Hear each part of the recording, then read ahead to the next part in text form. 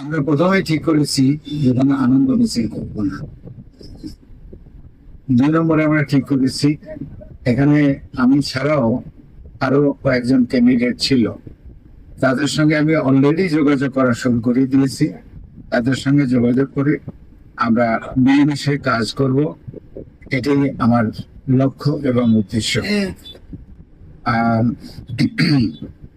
কিছু লোকজন, যেটা সমস্ত রাজনৈতিক দলই আছে, কিছু গ্রুপিং থাকে, সেই গ্রুপিংটা প্রতিহিংসার না, সেই গ্রুপিংটা প্রতিদ্বন্দ্বিতা। তো এটা হেলদি প্রতিদ্বন্দ্বিতা ছিল।